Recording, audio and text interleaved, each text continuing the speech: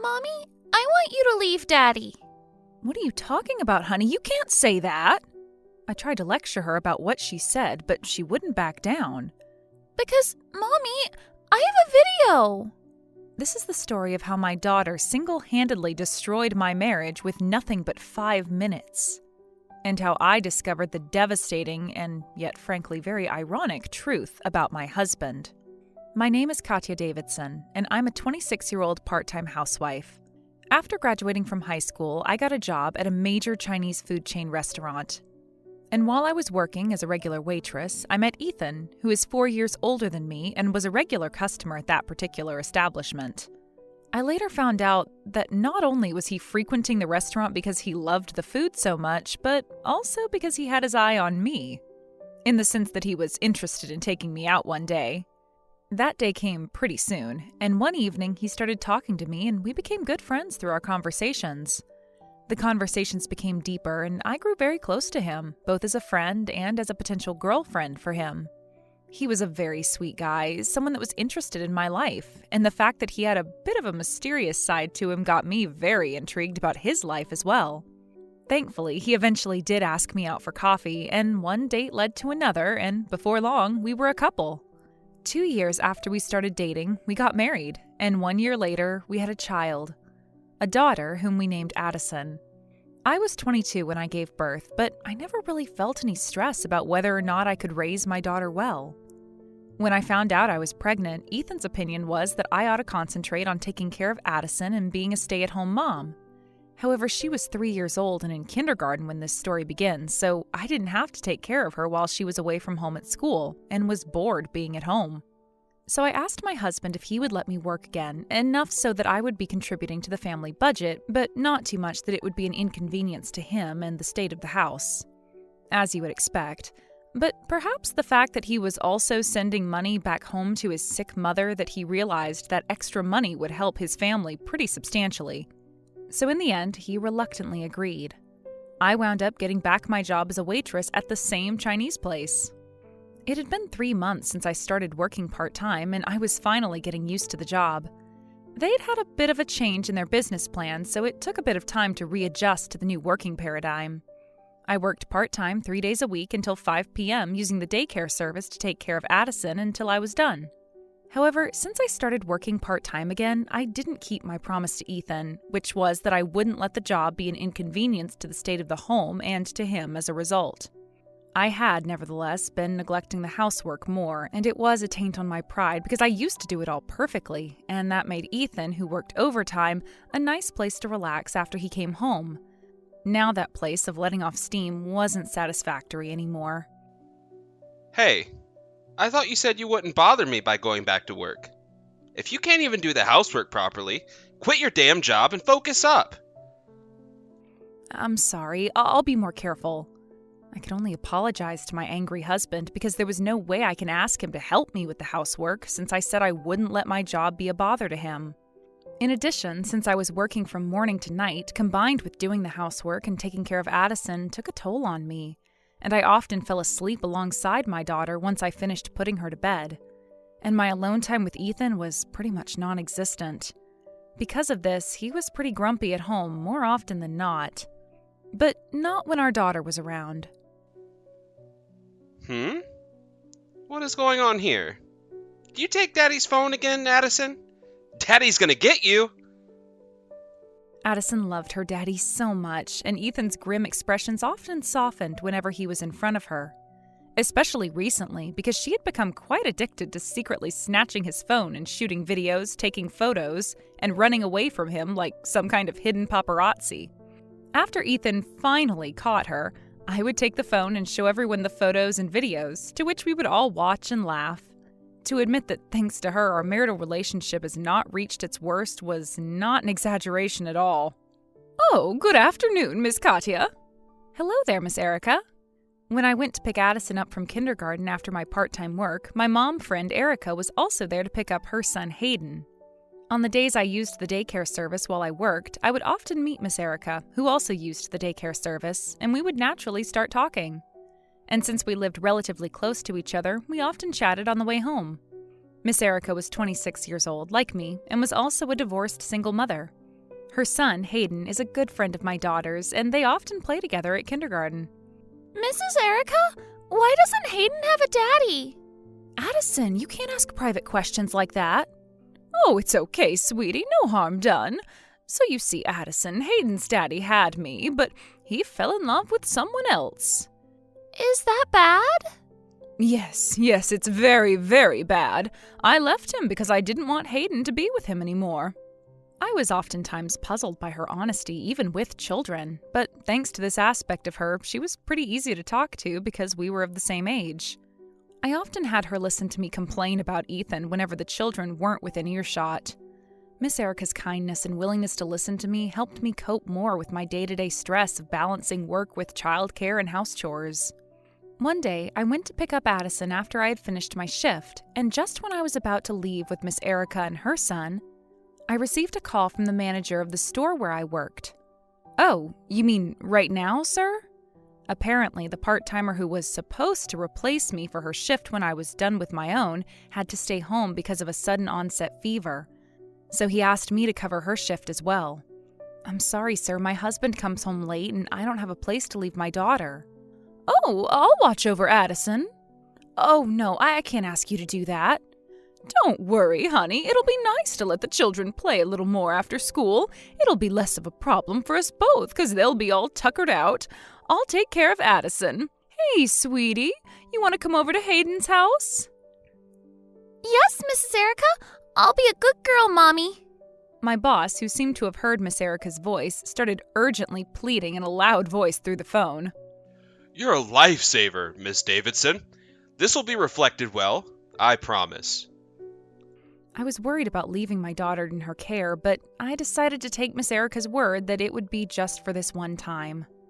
Just give me your husband's contact information. I'll send him the address and stuff to come pick Addison up when he's done with work. Thank you so much. Okay, Addison, I'm going to go now. Behave, okay? Okay, Mommy. See you soon. I left, still somewhat reluctant to follow through with the situation. I texted my husband that I had to work until 9 p.m. and that I had left my daughter with Miss Erica. He got my real message, pick her up when he was done with work. I managed to finish my work and rushed home to find my husband in a very good mood and my daughter fast asleep.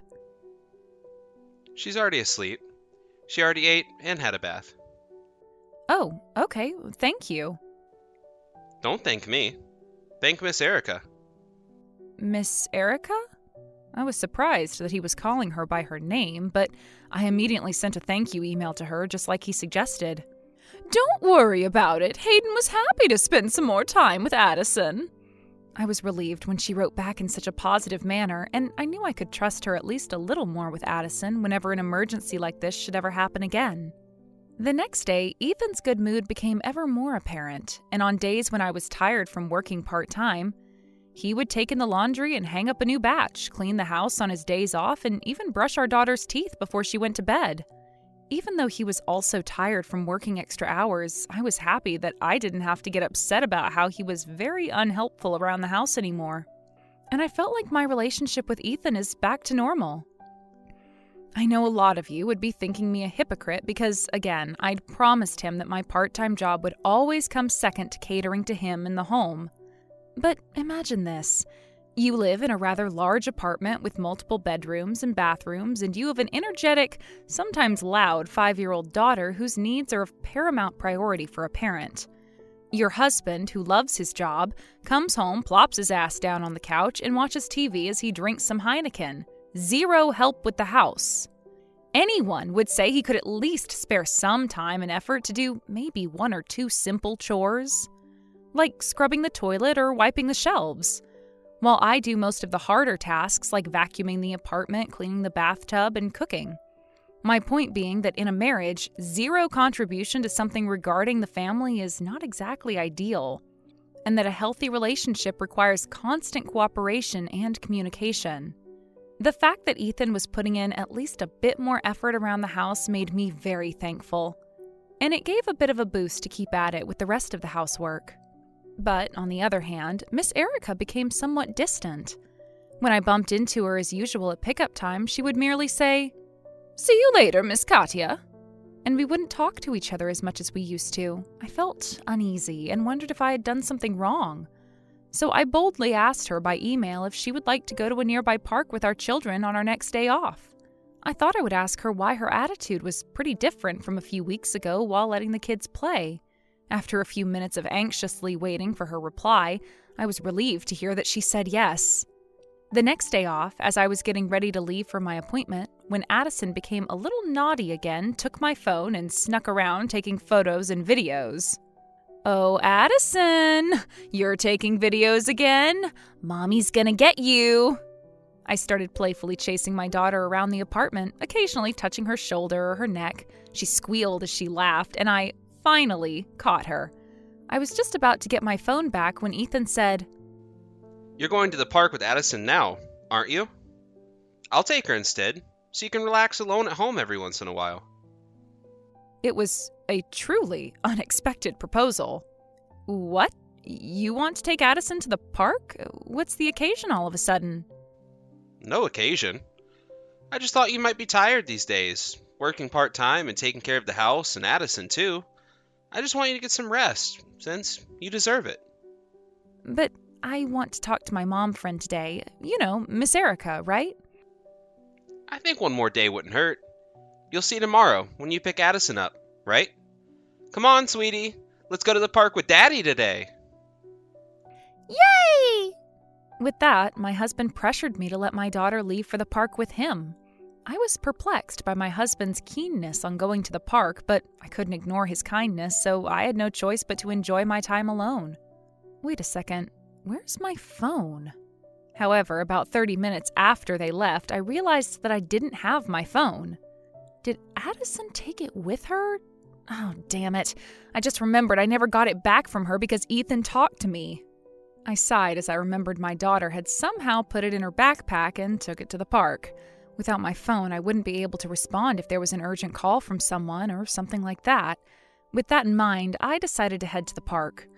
10 minutes later, I arrived at the park and quickly found my daughter sliding down the slide with Hayden, watched over by Ethan and Miss Erica. Addison notices me and runs over. The two other adults also came to me with surprised looks on their faces. What's the matter? I thought you were relaxing at home. I did, but then I realized I didn't have my phone. I thought maybe Addison had it. Oh, so that's why you didn't answer when I called you. What? You called me? I'm sorry, what was it about? I just got called into work suddenly. I have to go. Can you take care of Mio for me? Glad it wasn't an emergency. All right, you go on to work. I can take it from here. While we were having such a conversation, Miss Erica, who had been waiting quietly next to us for quite a long time, opened her mouth awkwardly. Well, actually, I've also been suddenly called into work. Someone had an accident at home and can't come in for their shift. I was wondering if you could take care of Hayden for the night, maybe until 10 p.m.? Miss Erica works at a food factory, if I recalled correctly. I wondered if she ever got called out on her days off, but an accident at home seems like a legitimate reason as to why someone couldn't work for the day. Part of me wanted to justify the slightly suspicious fact that Ethan and Miss Erica had to leave at the same time, while another part of me sensed something was fishy.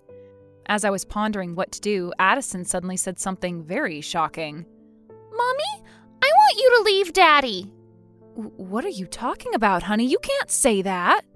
I looked at my daughter, bewildered by her outlandish statement, and scolded her for saying such a mean thing. You know if you say something like that, Daddy will be sad, right? But Daddy told someone that isn't Mommy that he loves her. This is very, very bad, isn't it? My daughter's words made it seem like time was but a suggestion. I was speechless, not comprehending what she was saying at all. But then Ethan flew into a rage and yelled at her. Addison, Clara, Davidson. There are lies you can say, and there are lies that you can't say. My daughter burst into tears at the horror of it all, and I quickly held her in my arms. Hey, you don't have to yell at her. It's because she's lying, though, ain't it? He pointed at her and yelled again, but Addison shook her head. I have a video, Mommy. Watch it, please. She held out my phone to me. I took it and checked the video, calming her down all the while, and found the most unbelievable scene. I couldn't wait to see you, Erica. Me neither, Ethan, darling. Thank you for inviting me today. It's like a dream come true to see you in public. I bet we look like a couple now. The scene showed Ethan and Erica hiding behind a few trees, embracing each other, whispering their love to each other with enraptured expressions on their faces. I couldn't help but gag and clamp my mouth shut. Addison, darling, I think Hayden's waiting for you to go back to play with him. Mommy has to talk with Daddy about something important. Can you be a big, good girl and take care of yourself for a short time? Okay. Are you okay, Mommy? I'm fine, darling. Now off you go. Have fun with Hayden. I pushed her back lightly and she ran towards the sandbox. I watched as she made it to the sandbox and then moved into the shade of a secluded tree with Ethan and Erica. What the hell is this? I asked them, and Ethan, in an obvious panic, said, No, Katya, listen. This is a misunderstanding. It's not what it looks like. A misunderstanding? What kind of mistake could have caused you two to embrace so tightly, I was trembling with rage. Addison must have been looking for her father, who had somehow disappeared, and tried to secretly take a video of him as usual. Thinking about how she must have felt when she shot this video of her daddy hugging another woman made my heart ache, and I almost started to cry. Using a child as a pretext for an affair is absolutely disgusting. What were you expecting to do if something happened to the kids while you two were making out, eh? I yelled at him, but then he took the offensive and started yelling back, red-faced and furious for some stupid reason.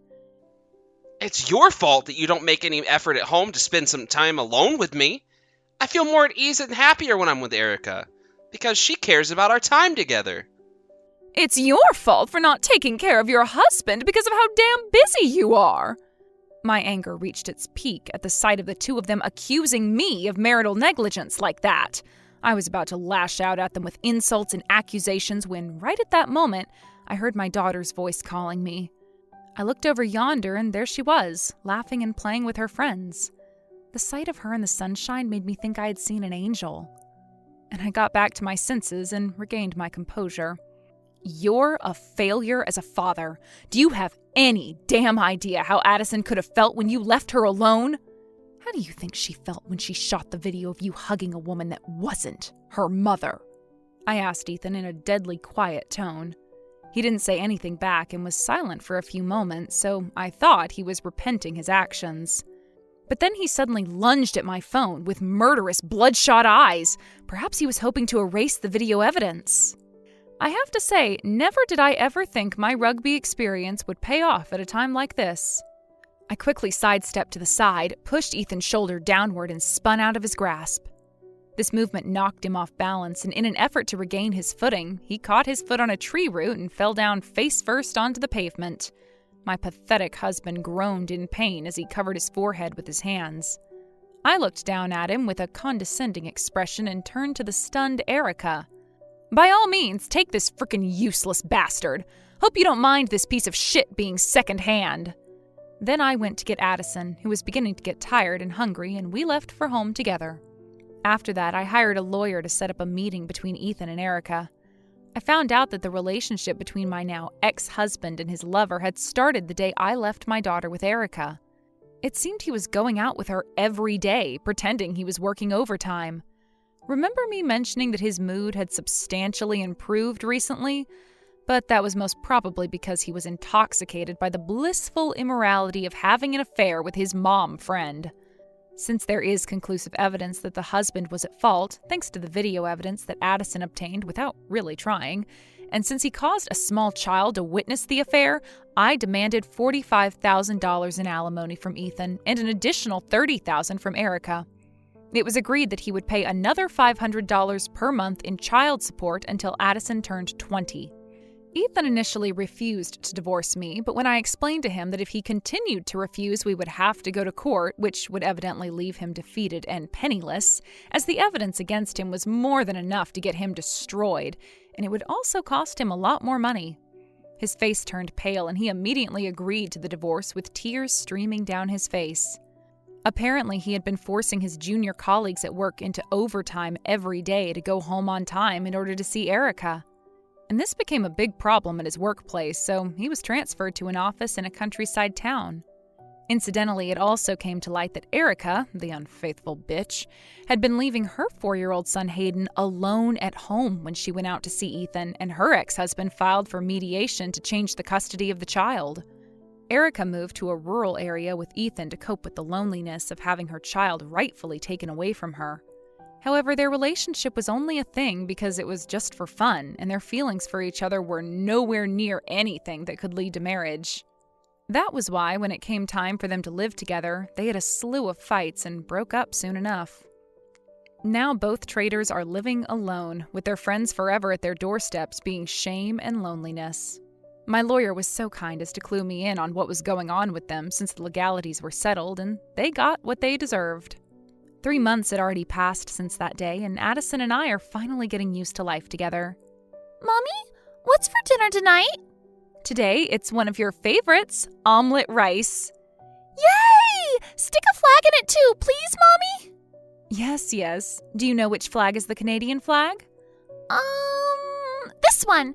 I like the red leaf in the middle. I'm busy now more than ever because I was offered a full-time job. I spend less time with my daughter compared to before, which definitely makes me feel sorry for making her feel lonely. Mommy, I love you the bestest. Oh, sweetheart, I love you the most, too. I hugged her small body that jumped into my heart. And in that moment, I promised myself that I would make her happy with all the more love and affection because my time with her isn't too ideal. And we will continue to spend nice, fun, peaceful days together. Wish us luck!